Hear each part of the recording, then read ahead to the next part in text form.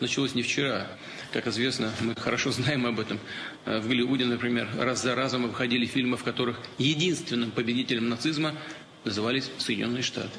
При этом мужество, героизм, победу Красной Армии, которая несла решающий вклад. Достаточно посмотреть просто на цифры воинских подразделений, которые воевали на Восточном фронте у Германии.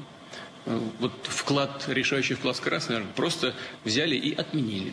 А в Японии, например, в День памяти о жертвах атомной бомбардировки Хиросимы и Нагасаки, или стыдливо молчат о том, кто же сбросил бомбы на их города, или пишут совсем уже очевидную чушь. Мол, это сделали некие абстрактные союзники. В учебниках прямо об этом пишут. А о том, что именно США устроили на исходе Второй мировой войны такую страшную и ничем не оправданную бойню, просто не говорят.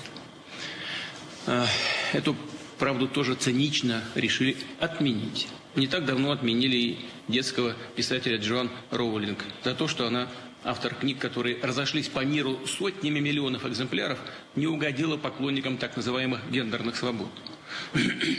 Сегодня пытаются отменить целую тысячелетнюю страну, наш народ.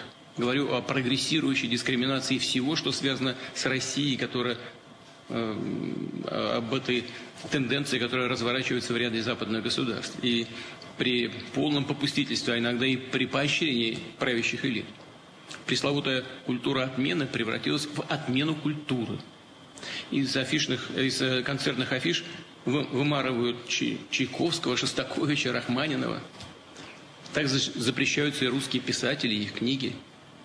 В последний раз такую массовую кампанию по уничтожению неугодной литературы почти 90 лет назад проводили нацисты в Германии. Мы хорошо знаем и помним из кадров кинохроники, как сжигаются книги прямо на площадях.